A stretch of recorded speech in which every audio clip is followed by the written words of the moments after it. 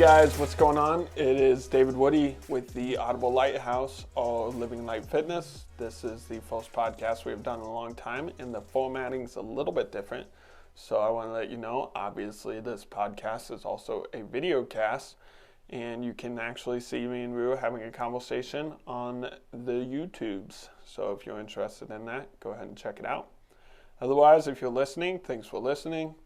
And we kind of just jump right into this one. So stuff you have to look forward to is us talking about where we've been, what is new with our exercise journeys, what we're doing to stay healthy. And then we talk a little bit about spot reducing, whether or not it can actually be done. We talk about shin splints. What are they? How do you address them? What exercises you can do to help with them?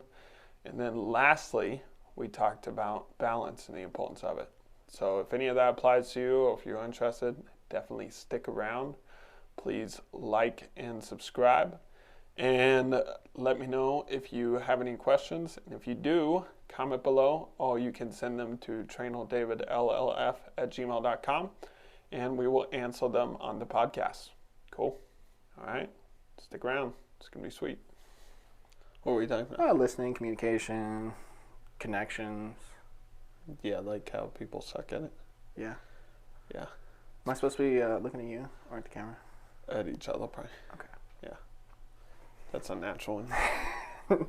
This is a conversation. I feel so rude to our viewers. This is a conversational podcast. But we're not going to look at each other, because that's how people communicate. What are some examples of people sucking at communicating that you've noticed? I mean, just pretending to listen. Yeah. I think everybody does that. I think all of us are busy at times, and we say, yep, I got you, and none of that hit. And most people, I don't know if I'd say too prideful, but most people aren't usually willing to say, hey, I'm sorry, can you repeat yourself? Mm-hmm. I'm sorry, can you repeat yourself? No, this is something I started working on last month, because it came to my attention, not by somebody telling me, but that I just kind of sucked at it. Like, it wasn't really a skill that I had been utilizing, is like deep intentional listening and then speaking like after I think about what I'm going to say, as opposed to just diving in all the time. And I don't do it well all the time, but I have noticed a huge difference with my relationships and my clients, even in my friendships, when you just focus on communication. Yeah. So yeah, I think it's really underutilized, and people just don't, I don't know, it just needs to be done. It's a skill. It needs to be worked on. Yeah. I mean, in a way, it's a skill. It is a skill, but it's also just, it's not a hard skill. Like, everybody knows how to do it, just nobody does it. So all you got to do is just actively listen, just participate, and it works out. Yeah. And I mean, it doesn't just benefit personal life. I mean, literally there are soft skills, like that, in business and in life. Yeah. Actively listening is one of them. Comprehending and putting things into action, and those all go with actively listening, so you can understand. And that's something that employers definitely at least try to find. That's probably like emotional intelligence. Yeah. Making your speech comprehensible too, because sometimes it's not the fault of the listener, but your inability to communicate effectively.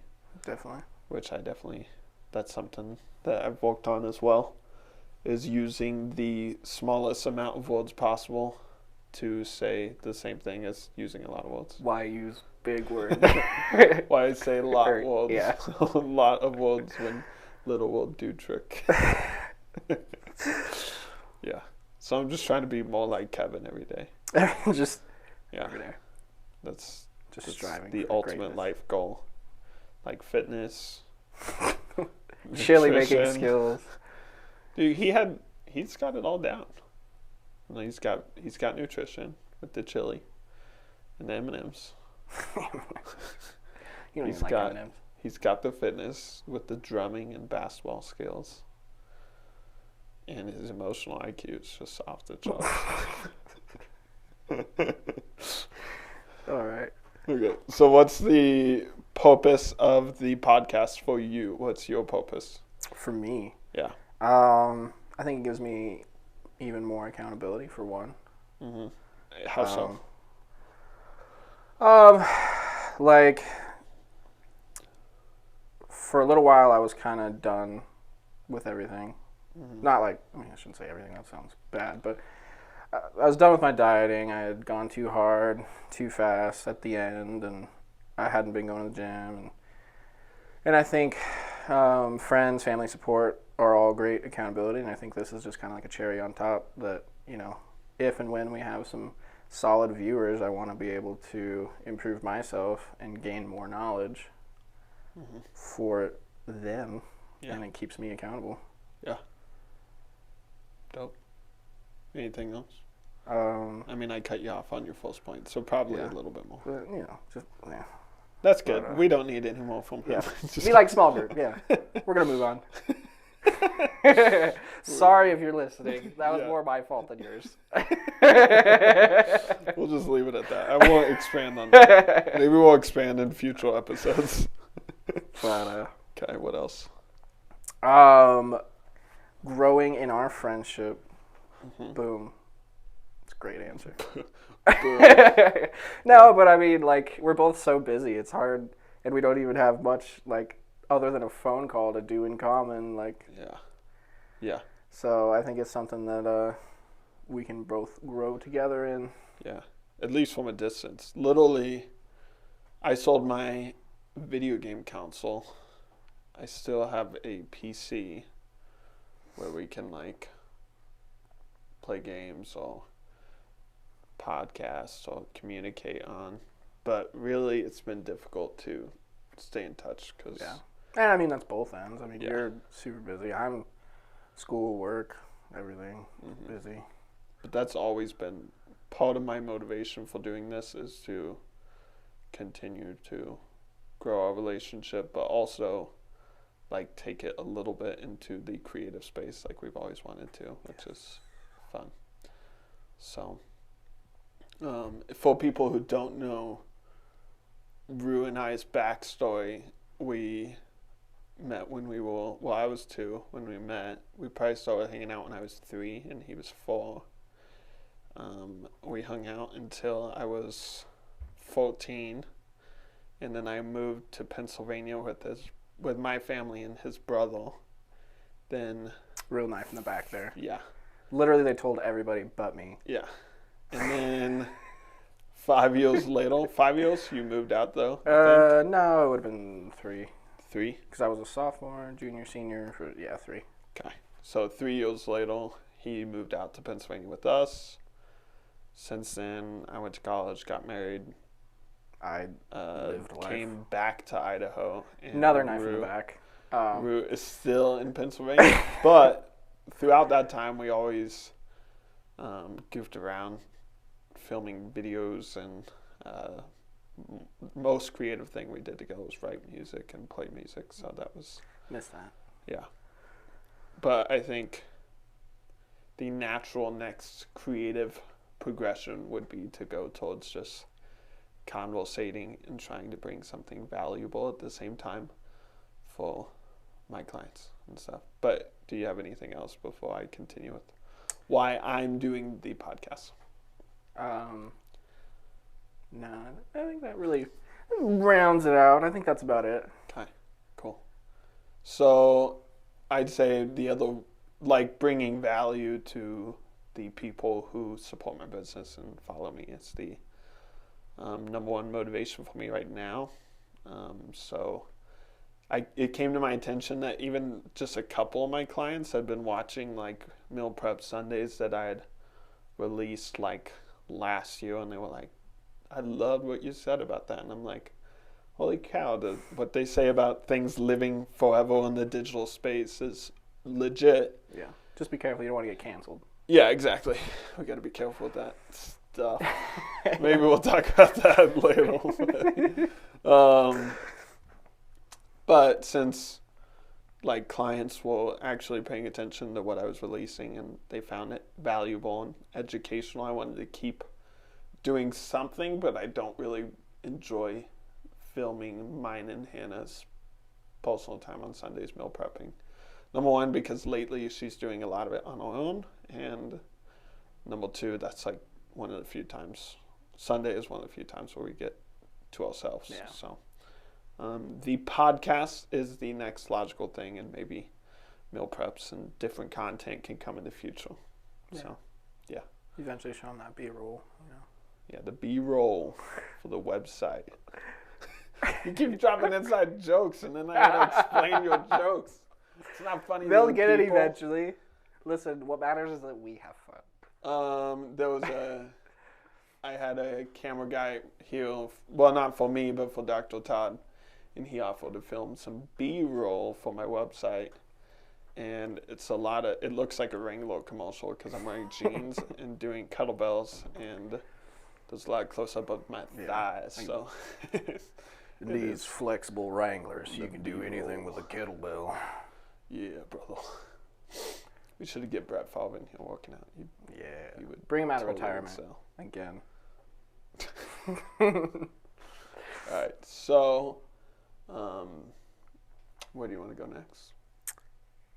I mean, how you been, man? Pretty trashy. Just kidding. Just trashy. No, life's good. So it's been a year, right, since we last did this. So since then, actually, yeah. Oh my gosh. I think I opened the gym 4 months later. Since I opened the gym, life has kind of had its very great ups and little bit of downs, and I'm just kind of learning on the fly from a business perspective of how to grow the space and provide valuable services to my members, and just the really like basics of running a business that's boring that I don't want to talk about. But it's been really rewarding watching people grow and like have success and enjoy something that we built with our own hands, which is really rewarding. And as far as my personal health, I'd say I was at peak right before the gym opened. Like I was, and I don't know if it's necessarily healthy, but I was seeing how lean I could get. I got really, really low according to the little sensor, but the sensor's kind of iffy, and I was like, do you trust that more than the scale? It's really close to the scale, so I feel like, it's probably like 4% off. Because I was looking at the scale, because I believe we have the same one. Yeah. And I noticed like it literally matched. Every pound I gained, like obviously trends are gonna match, you know what I mean? But literally every single point compared to the actual literal weight and the body fat percentage, no matter what, would always match. Yeah. And I was like, okay, well, this is obviously just like an algorithm or whatever. Like, it's not, or a percentage, whatever you want. Yeah. Yeah, which it's supposed to be doing electric impedance, which is impedance. Yes, I believe that's the word. You're the expert. But it has, so like that has a little bit of validity to it, but it's definitely not the most accurate way to measure body fat percentage. But back to where we were. I was pretty freaking lean and really light. What did it say you were? It said 8%, but I don't think I was at 8%. I was probably like at 11%. And trying to think, I was 175, which is lighter than I was as like a freshman in high school, towards the end of freshman year. And I opened the gym. Things got super busy. Things got stressful. My workouts were just putting the space together pretty much, and I'd spend like 14 hours a day here getting that ready. And then when that was over, it was focusing on getting clients and building that up. And I was still working a lot of hours at Gonstead.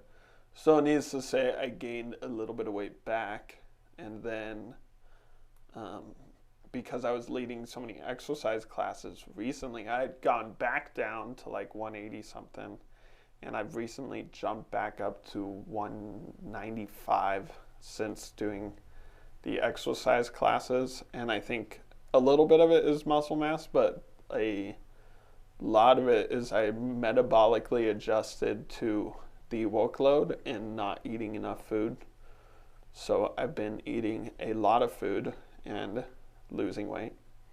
So it's very odd. It's the first time I've experienced it. I knew a little bit about it, but I'm kind of grateful for the experience because it's helped me with 2 of my clients and helping them jumpstart their metabolism, because I wasn't really thinking through that lens before. Now I am a little bit more. So Yeah.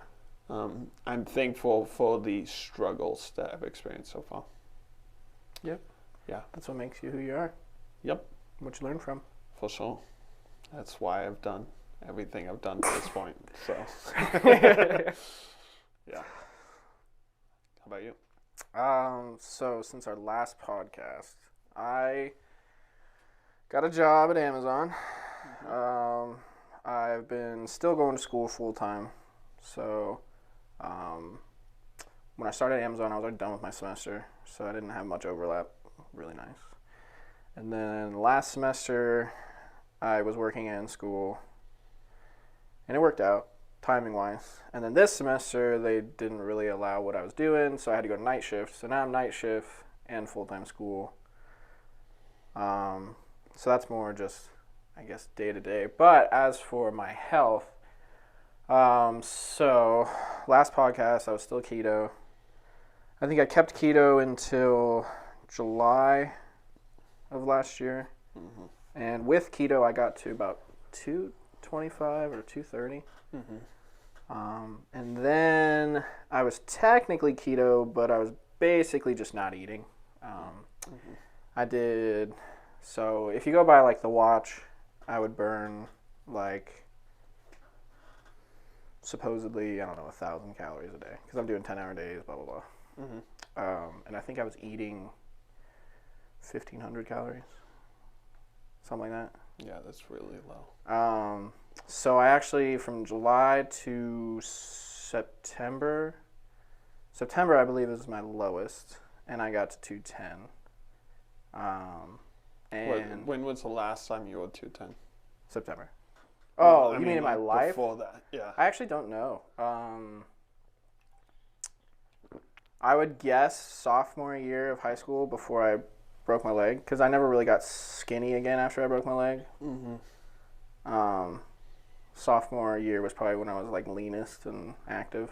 Mm-hmm.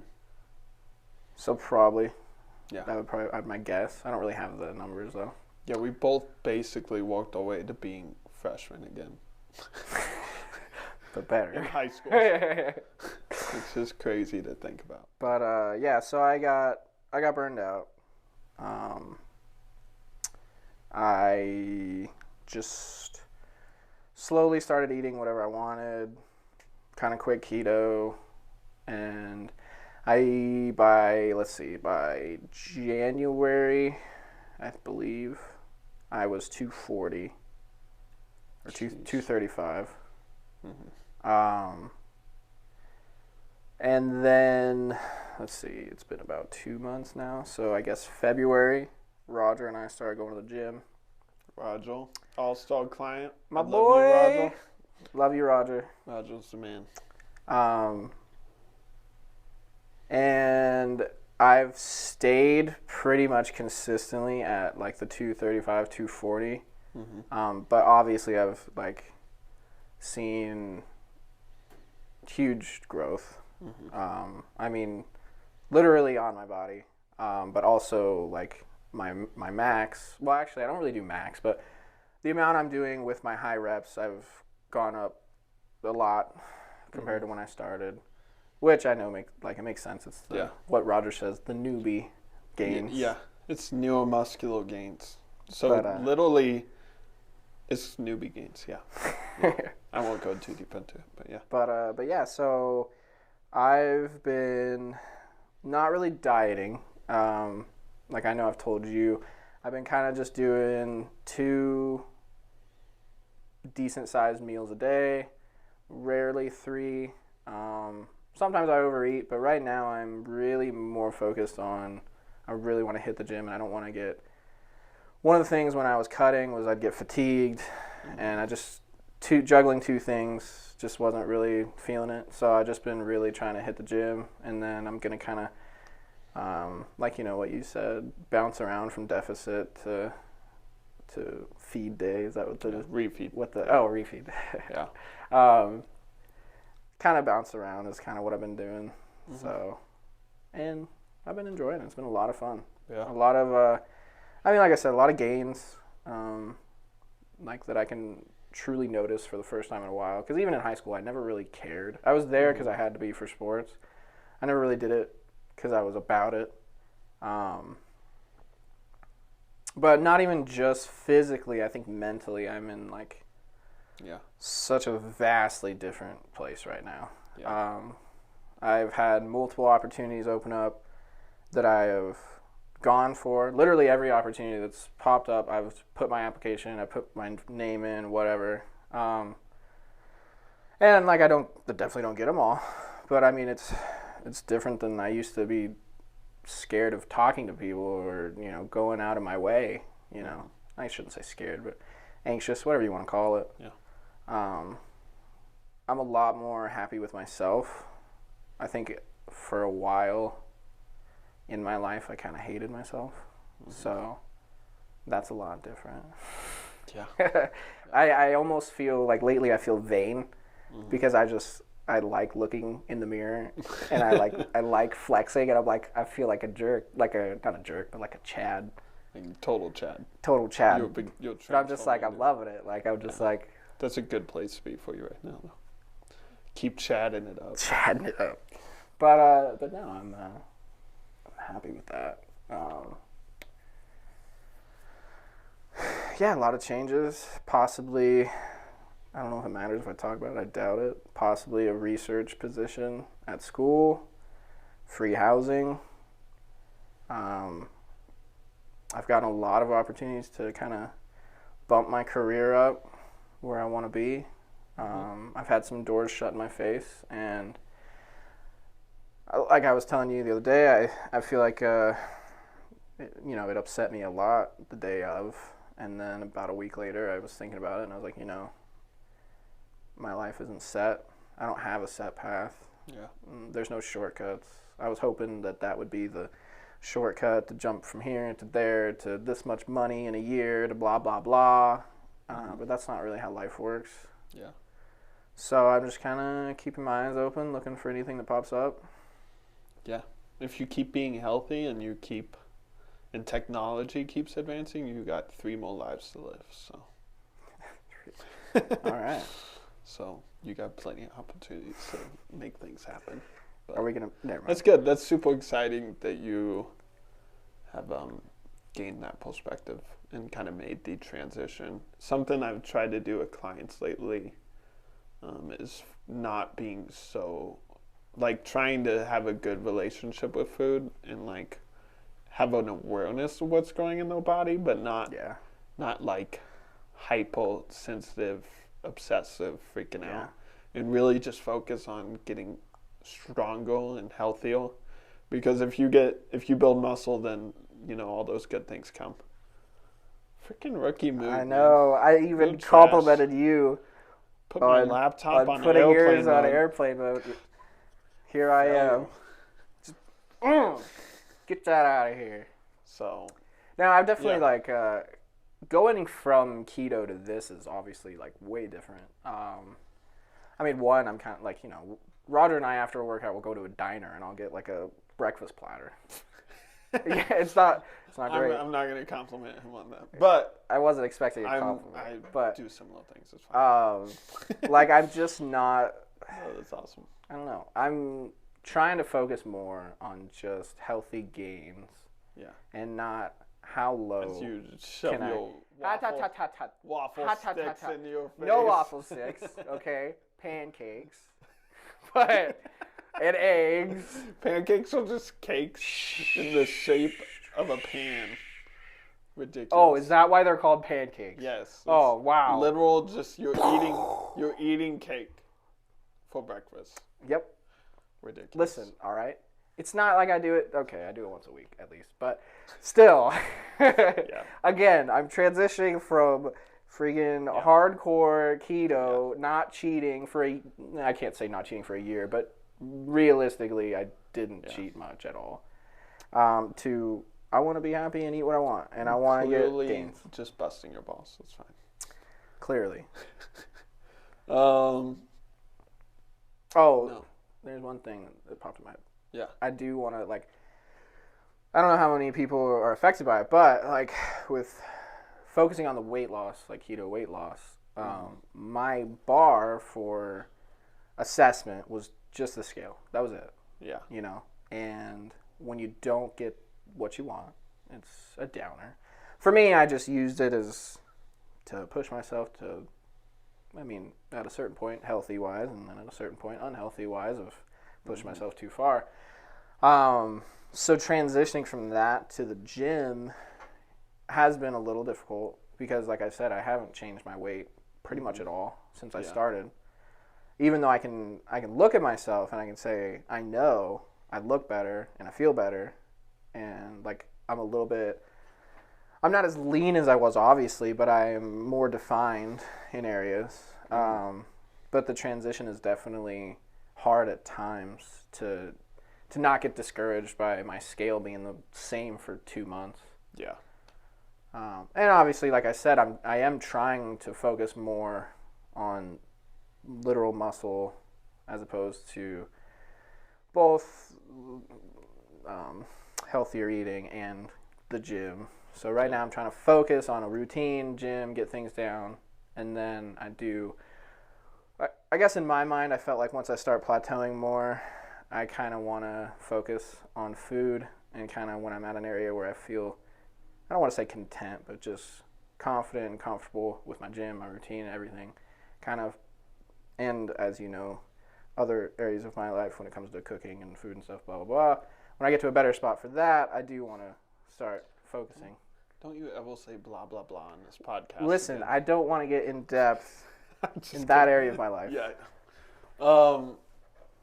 Something I want to expand on when you talked about being in a severe deficit and your only thing that you're looking at progress-wise is the scale. It is a really unhealthy place to be. So from when you look at the bigger analytics, so more from afar and the bigger picture, your scale does measure body fat percentage apparently, but in reality, if you're in that much of a deficit and you're not doing tons of weight training and you're not getting enough protein, and even if you get enough protein, you're still going to burn a lot of muscle and a lot of fat. So as opposed to a slower approach and taking your time and just focusing on building up your metabolism and reinforcing muscle, you can kind of become skinny fat, and your body fat percentage will stay very close to the same, even though you've lost 70 pounds, right? Because you're losing 70 pounds of fat and muscle. So it is a bad way to kind of approach it unless you have a ton of weight to gain. Ton of weight to lose. So it's a good thing because it gets you jump started and kind of into it. But if people just take time and let the muscle do it for them, then they don't have to stress so much, and you don't have to worry as much about what you eat because the muscle burns the fat for you. Yeah.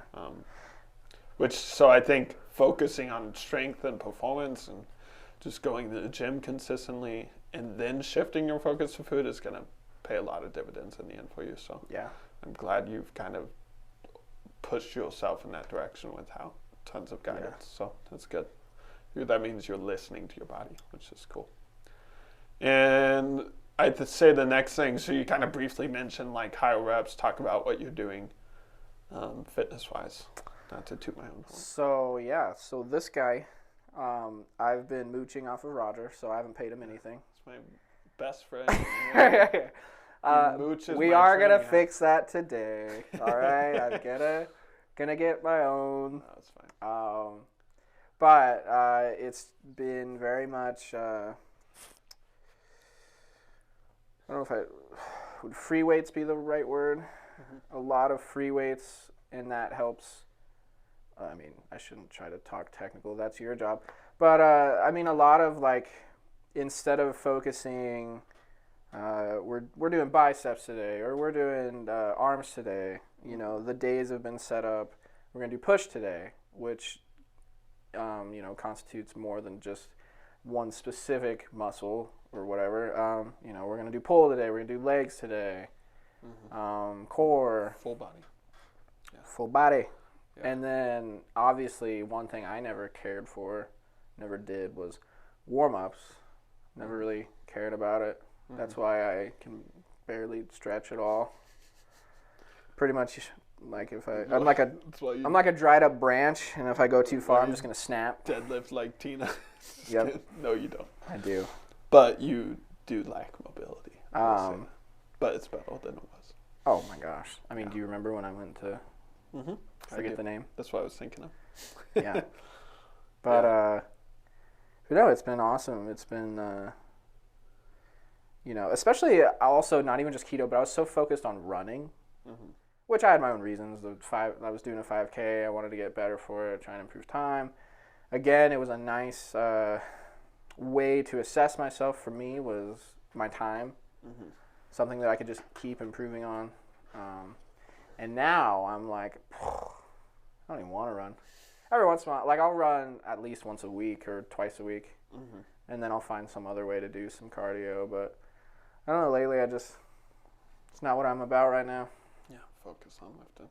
Yeah. I do want to get kind of back to where I do want to get back to where I was, because I was getting close to being able to do a half marathon. Because if I remember, like, I did 9.5 miles one day, and that was like the peak of my running. Mm-hmm. And it felt great. I wasn't even planning on doing that. I was going to do a 3 mile, just again, like kind of 5K, getting ready for it kind of thing. And then I was just like, you know what? I feel pretty great. Mm-hmm. I'm going to just keep going. And I ran into town. Yeah. Ran back. That's awesome. But I do want to get back to that point, but it's not my focus anymore. Yeah. Yeah. I think that's another like misconception and falsity that I feel like a lot of people have when it comes to fitness and weight loss, is they're like, I want to lose weight, I'm going to go ride the bike for 6 hours. And it's like, an hour. Let's say you ride the bike for an hour and you burn 400 calories, and they're trying to constantly just burn calories to lose weight. And it's so easy to eat that 400 calories, and it only works for you on that day when you ride bike for cardio and for weight loss, right? So like, you continuously do this and you continuously put yourself in a calorie deficit, and your muscles dwindle, so your metabolism slows, and your body is trying to adjust to the workload that you're giving it, which is riding a bike for an hour every day. So you become more efficient, and that means you hold on to weight, and then you kind of like the adverse of what you want to happen happens. Yeah.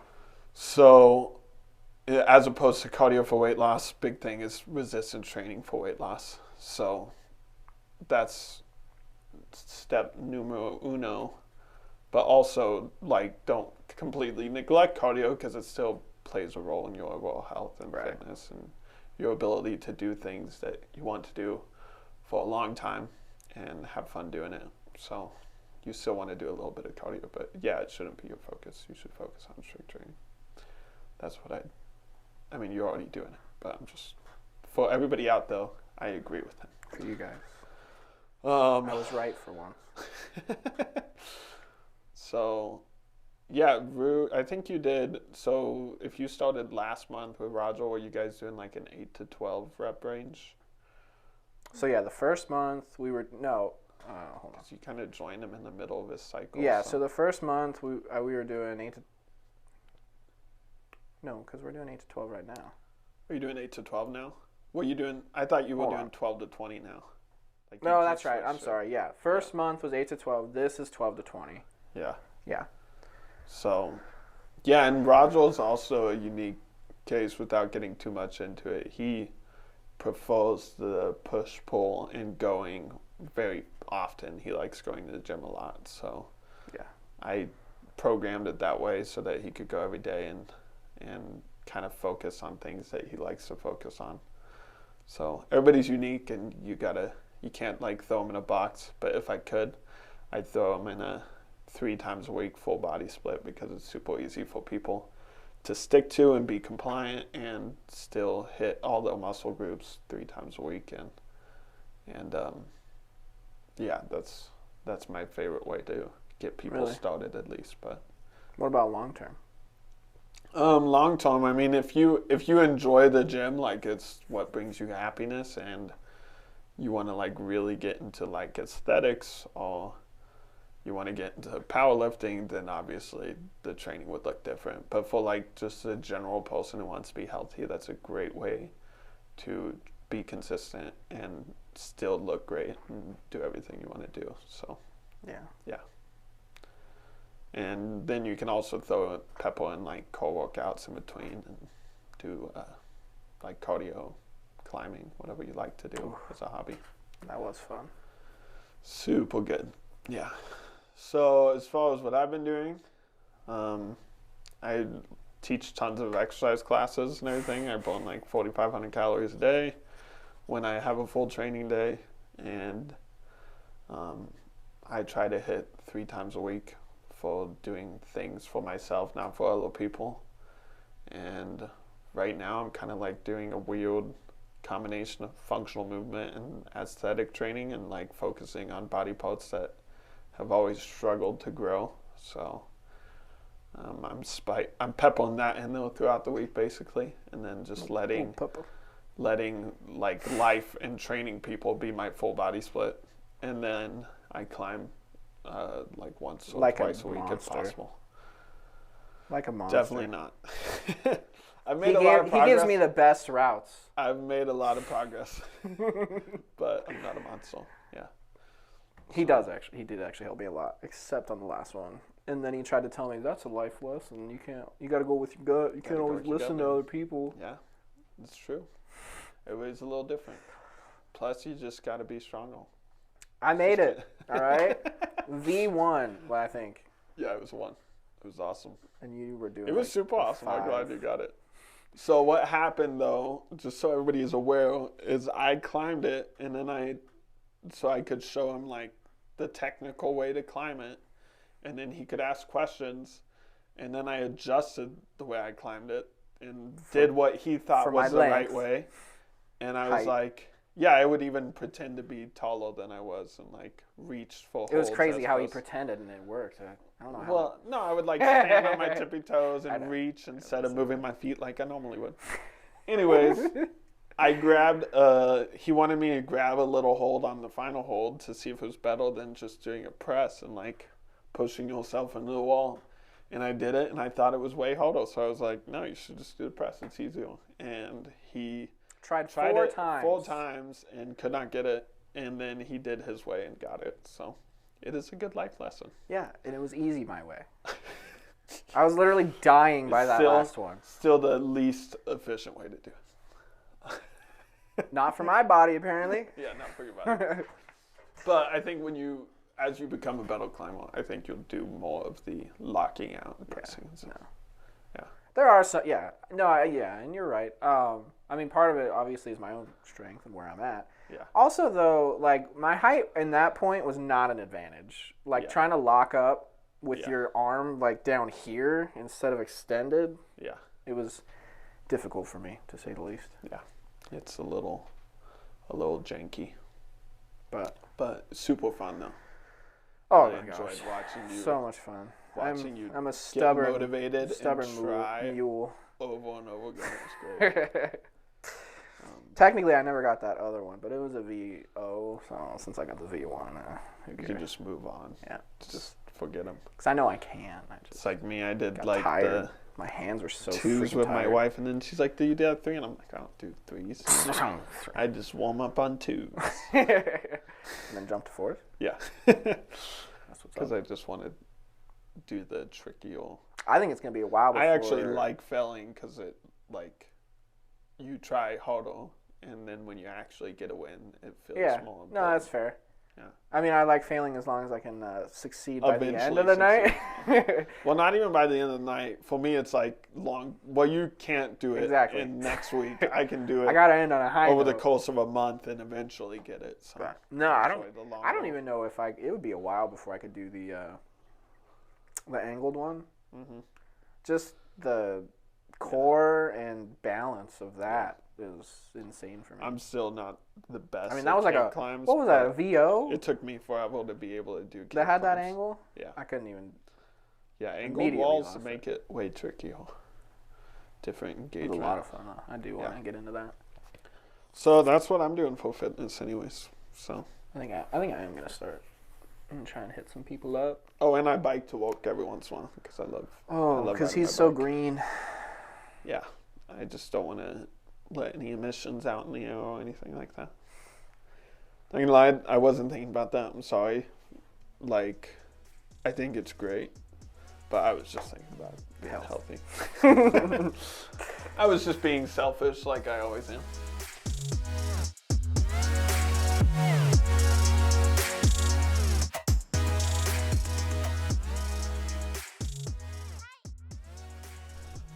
So the next section, I'm going to answer a question I had by a client earlier this week. And this is going to be a little section called Ask a Trainer. And you guys can send me emails to trainerdavidllf@gmail.com. And I will answer your questions on the podcast. And if you want to send me questions, don't, because I'm not the professional. But you can chime in from your own personal experience, and I'll let you know if you're totally off or not, and maybe bring a little emotion to the podcast. Anyways, so the question I got was about shin splints. She had started running a bunch, and her shins were killing her. And this is something she's dealt with a lot in the past, and she was like, is there anything I can do for it exercise-wise? And I got to film some videos, put them in the training software, and send them to her. But there is some exercises you can do for it. And even though, temporary, the only thing you can do is rest and a little bit of movement and stretching, long-term, the way to prevent shin splints is by exercising them, which I want to get into a little bit. So shin splints is basically micro tears of a muscle. And what is exercising do to muscle? Tears it. Little micro tears, and then you rebuild the muscles. Boom. So basically you're just exercising a little too hard, and that overload is causing micro tears of the muscle and bone in the area around your shin, and it's painful because those muscles are weak. Yep. And it usually happens when you change what you're doing from a training perspective. So if you start incorporating box jumps and experienced it, or you started running on harder surfaces, you'd experience or you run 18 miles in a week and you haven't ran in 2 months. That will do it. So this guy. So you had shin splints? Oh my gosh. Well, yes. Also, where the break was hurting a lot. Yeah. And then my Achilles was dead. Yeah. It hurt so bad. Yeah. So I just stopped running. I had to stop jogging for 2 weeks. Mm-hmm. I think after 2 weeks is when it got good enough that I could do light jogs, mm-hmm. just to get some cardio, and then obviously now I'm fine. But yeah, it was. Dang. It was rough. Yeah. I pushed too far. I felt it hurting, and I was just like, that's part of life. I'm growing here. Not the look. And then I started limping on the treadmill, and I was like, okay, this is it. I'm off. This is it. It's all over. So overload. Where was I going? So micro tears from overloading the area. When you change what the stimulus you're giving the muscle is typically when it happens. And there's this thing called the concepts of tightness. So I'll give you a little pop quiz on it and let him guess answers. And then talk to you about the overall concept and then just apply that to the area of the shin and shin splints. Okay. Okay. So what is tightness? What do you think like tightness is? Like in a muscle? Yeah. Like scientifically speaking? Mm-hmm. Oh gosh.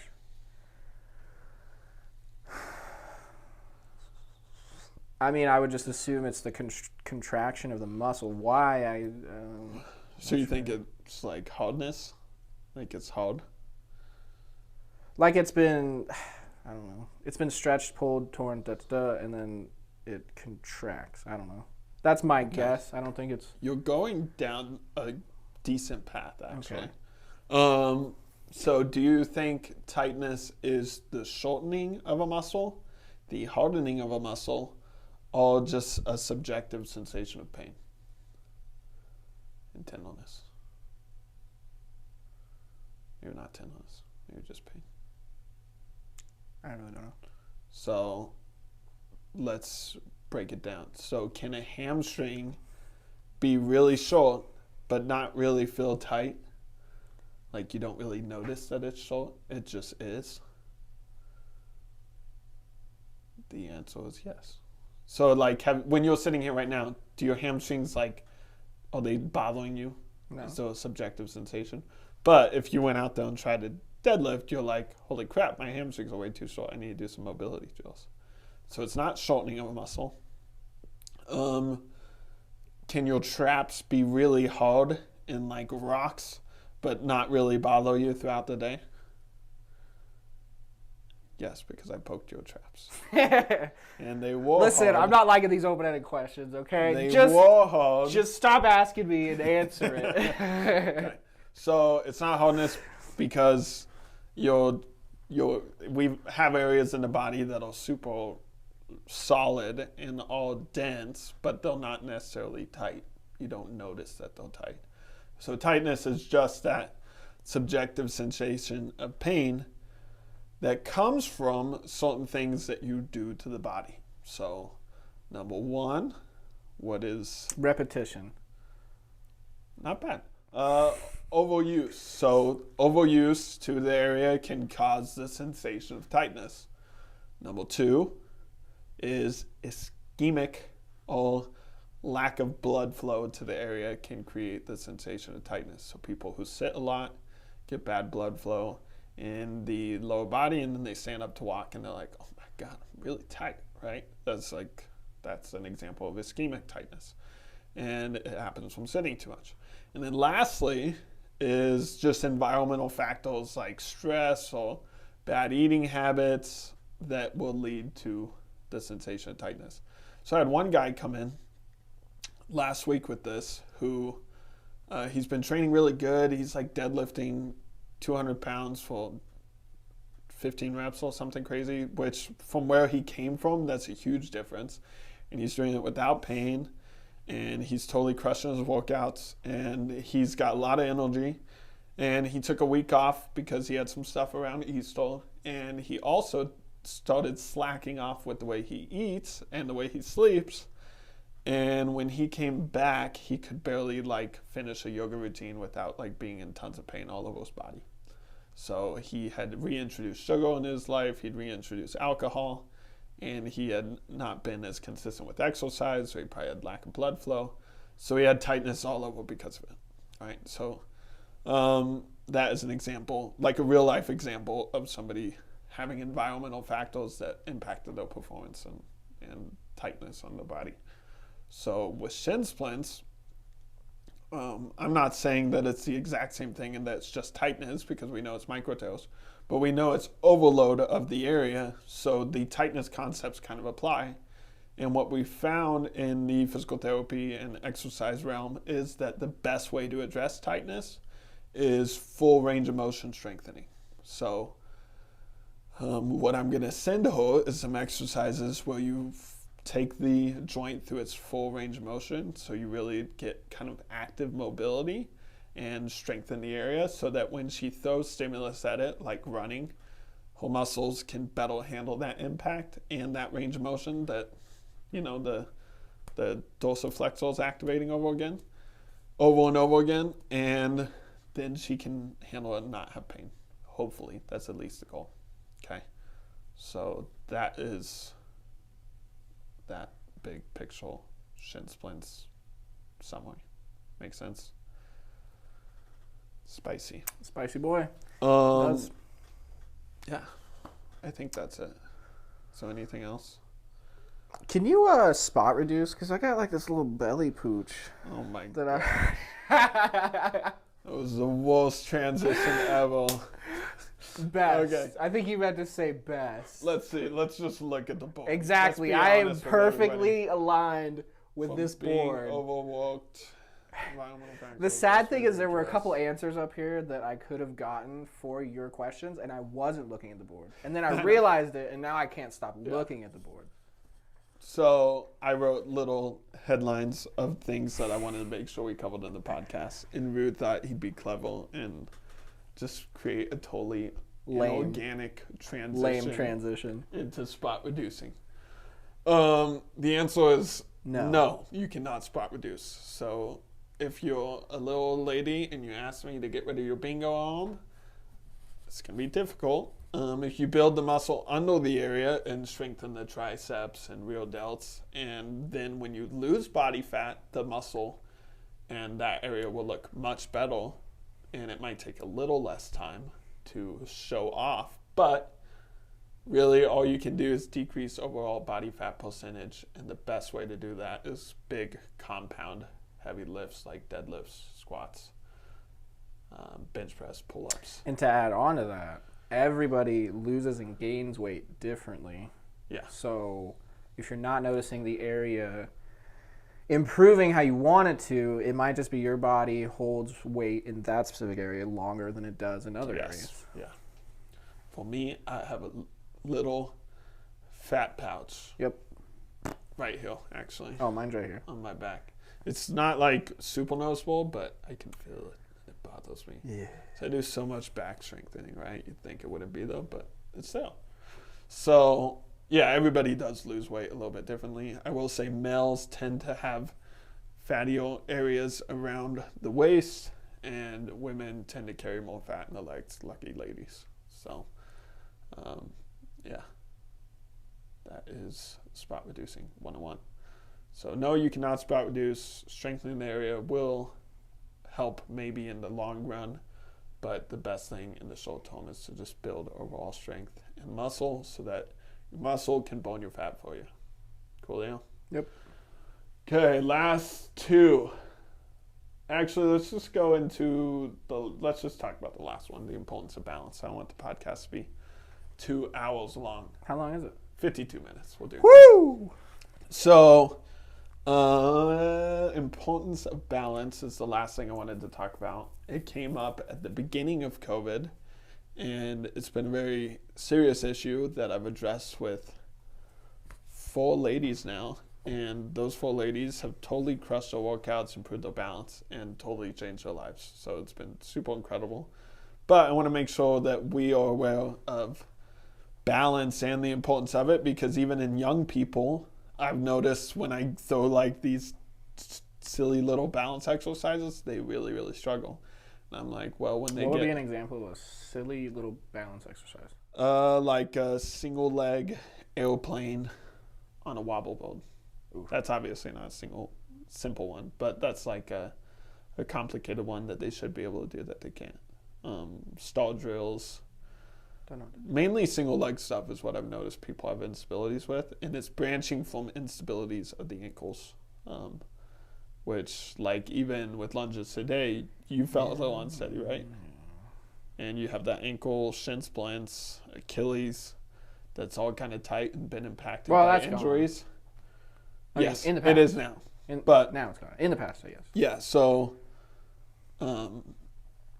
you're an example of like previous injuries leading to impairment of a joint, leading to impacts on performance with balance-specific exercises. Surprisingly, knees have been good. Yeah, which, lucky you. Not for me. Sorry, bud. Yeah, but people should be balancing better. And I think we don't realize how important it gets as you age, because if you can't walk across the yard without being scared, then that takes away a lot of the activities that you love to do. Yeah. And if you can't step off a step because you lack the strength or the balance to do so, then that takes away even more activities. And the more activities that are taken away, the quicker we die. Okay? So, and the quicker quality of life is lost. So, balancing and single leg stability is super important. So, make sure you're incorporating that into your training routines. Also, lateral movements. We are all really strong in one plane of motion, which is this plane, but we're not all strong in the lateral plane and moving side to side, especially with our legs. So incorporating some of that is super important as well. Makes sense. And if you are strong in those planes, then when different perturbations happen or you get shoved around by life, you're more likely to catch yourself and not fall over, which when you are 60 plus, that is super important that you don't fall. So, right. Yeah. Coolio. Yeah. Balance. Balance. Now, would you say balance in all things? Would you say it's more important to focus with like the one leg exercises and that kind of stuff, or would you say if someone just wanted to like play basketball, because there's obviously lateral and balance and stuff, like implement that in once or twice a week? I would just have it as part of your training program. Yeah. I do something almost every time I work out. Involving almost every time. Yeah. And it's not like, it doesn't look like a balance exercise. I just have balance in mind when I'm doing it. And most of my training when I'm actually working with people is focusing on balancing out the body and the functionality. So like, see a lot of glute med weakness. So they would be doing a lot of sidestepping with me resisting them with the band. They'd be doing crab walks, glute activation, and single leg stuff like airplanes and single leg deadlifts. Yeah. So, yeah, I just throw stuff in there that addresses it, but still feels like a normal workout. And as they become more advanced or more athletic, then that's when I start throwing things in there like a soft surface or a wobble board or a Bosu ball, so that they have to really challenge their balance while doing a normal exercise. So, yeah. Does that answer your question? Yes. Cool. Any other questions?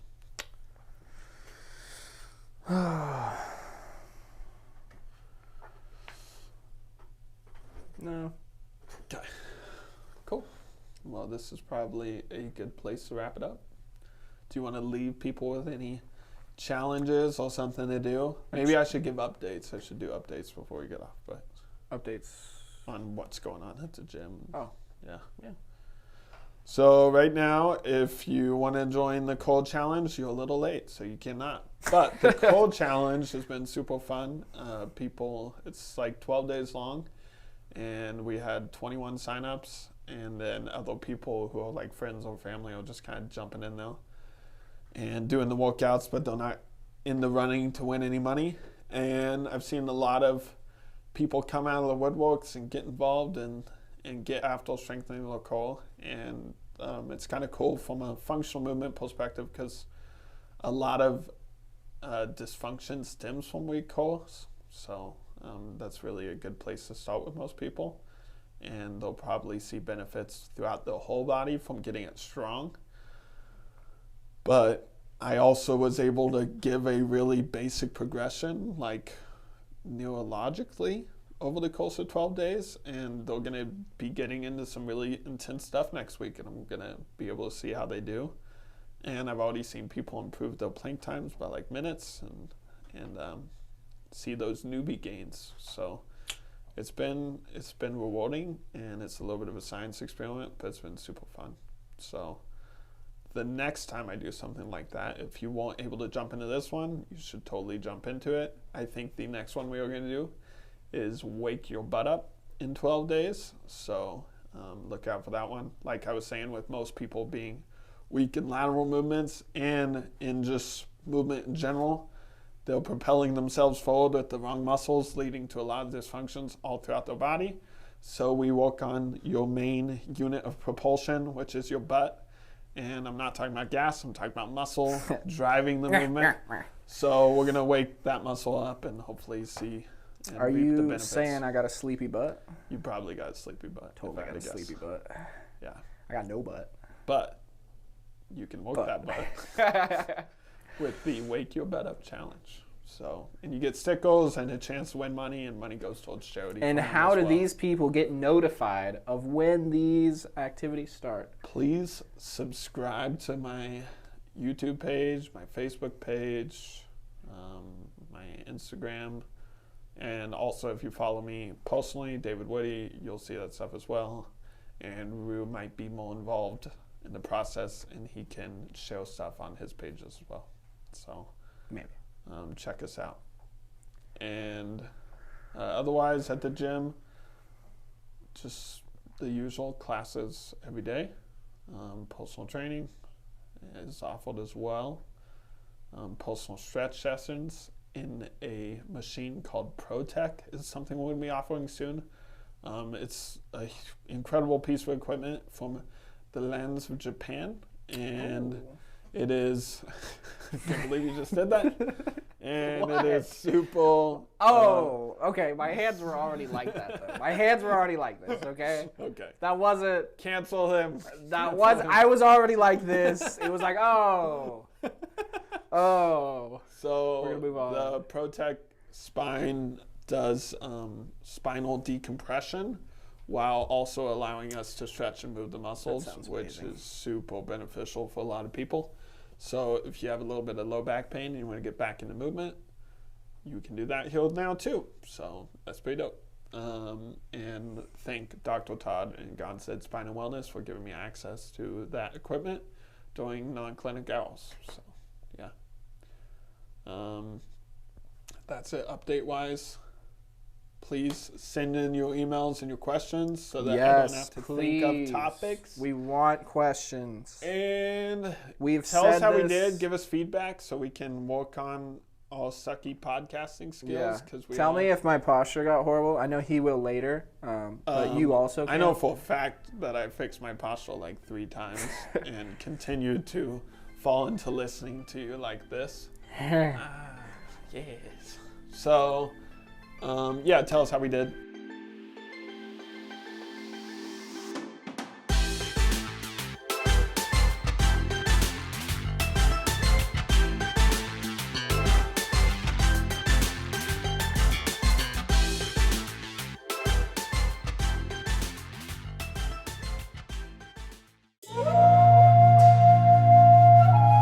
Okay, look at me, do not look at the camera.